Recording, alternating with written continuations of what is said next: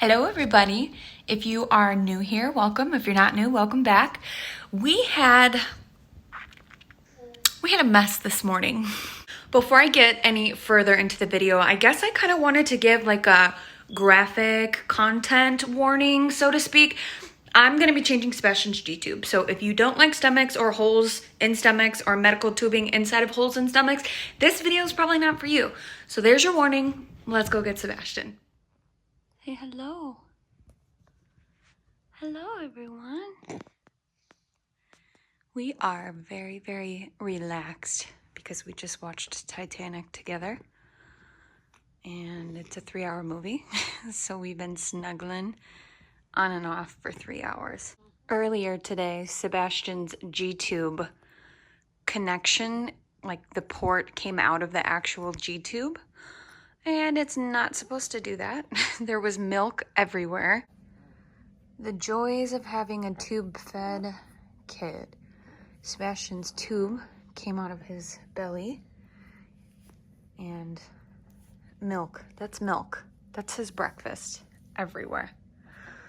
So, yeah, we're gonna clean this up, and I think I'm gonna put a new tube in because this is not latching anymore. So I am going to change it with you guys because, as you can tell, he's very relaxed right now. And his pajamas are mixed matched because, well, because I'm the best mom in the world. So yeah. And he just started chewing on his shirts. Don't do that. That's nasty.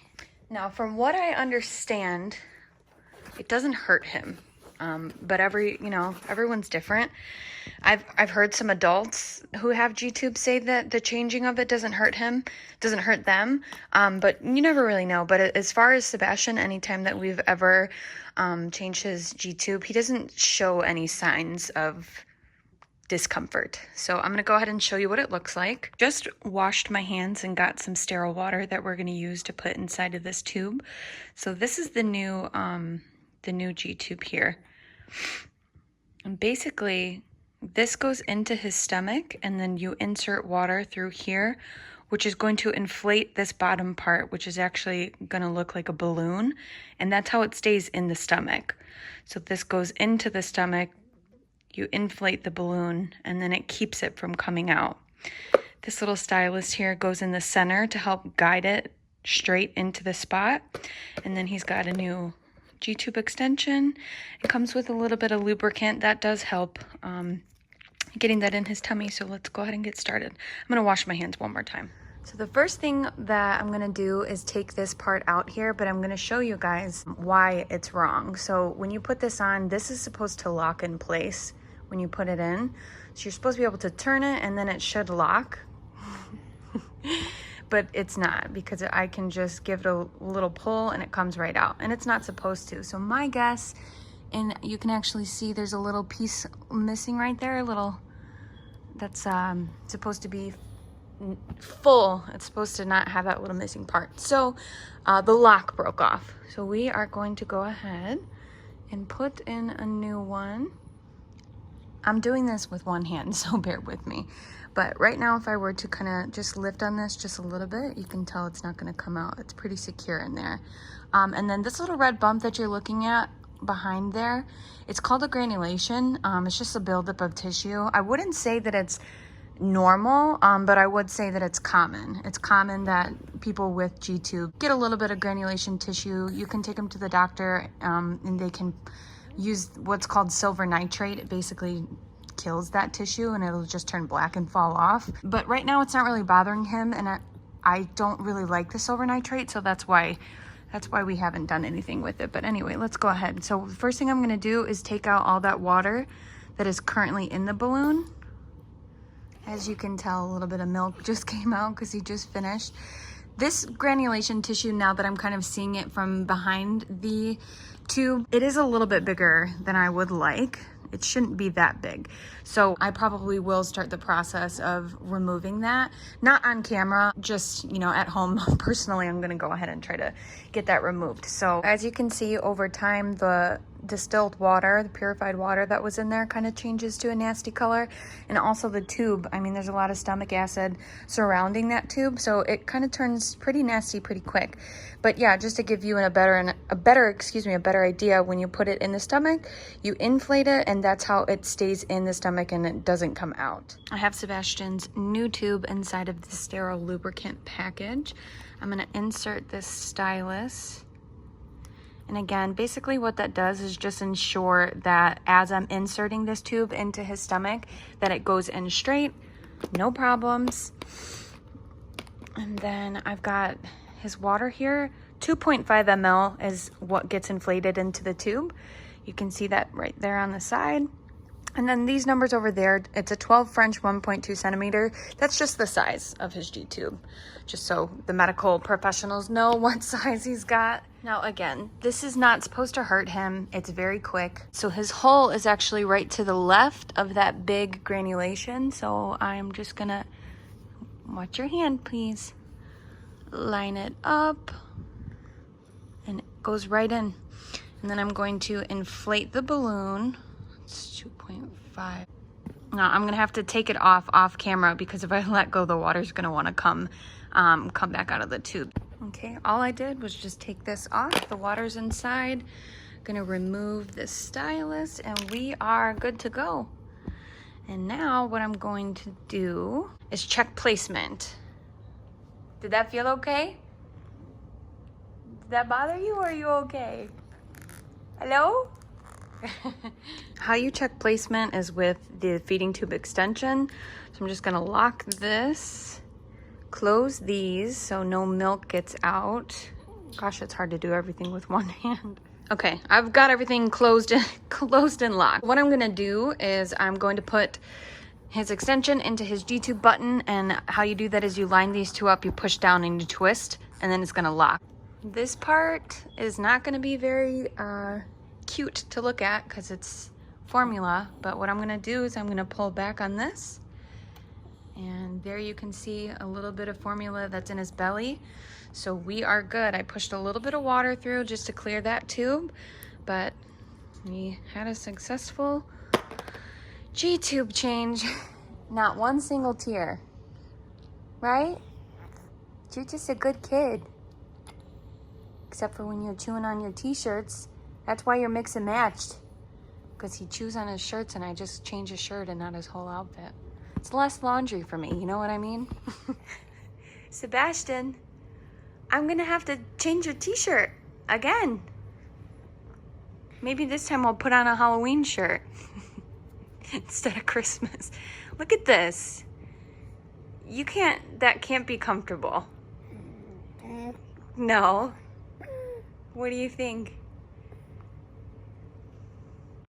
Now that Sebastian's G-tube is back in, I'm gonna make him some yummy food to put in it. This is Sebastian's favorite soup. I've made a video of this before, but it's his favorite and he needs food. So I'm just gonna prep it really quick with you guys, and you can watch him take a couple bites of his favorite food, and then I'll probably just call it there for the day.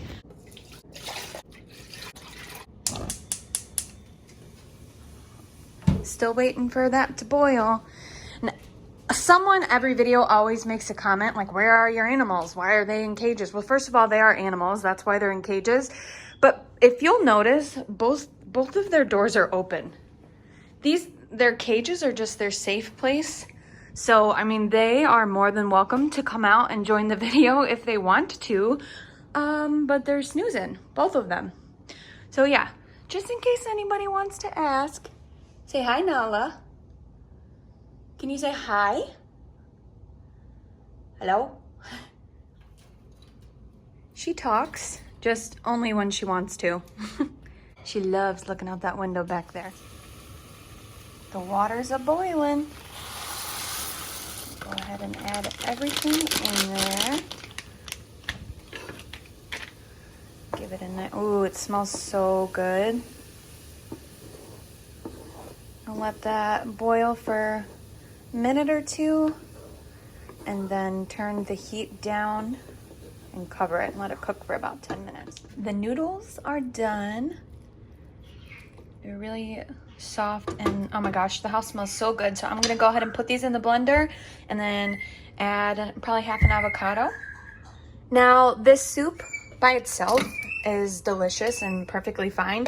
We add a little bit of avocado just to give it more fats and some flavor too. So he seems to really like it both ways, plain and with avocado. It's perfect. The color isn't very attractive, but this is the perfect consistency. Still has a little bit of texture to it from the noodles, but it's pureed enough for Sebastian to be able to eat by mouth. So I'm gonna let it cool down and then we're gonna give him a little bit. Fun fact, this bowl and this spoon was Sebastian's dad's when he was a little kid. Giovanni's mom saved it all this time. Yeah, this color is this color is not doing it, but I swear it's so good. I just tried it. One more. Good boy.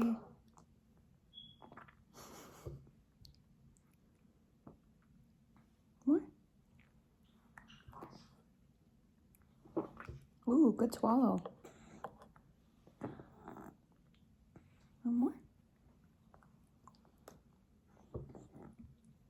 Ooh, that's a messy meal. It's a messy meal.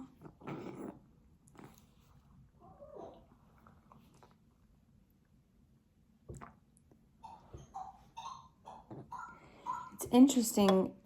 You okay? You still have to breathe, yeah. You guys hear Nala in the background? You okay?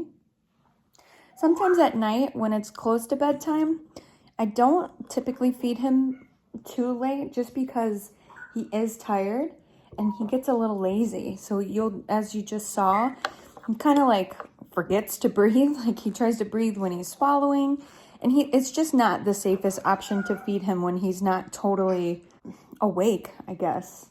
Like any person, you shouldn't be eating when you're half asleep, right? Same for him, because he has to work so hard to concentrate on his meals. But he does a good job.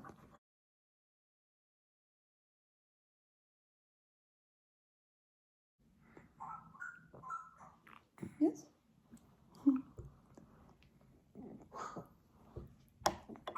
Oh my, messy boy.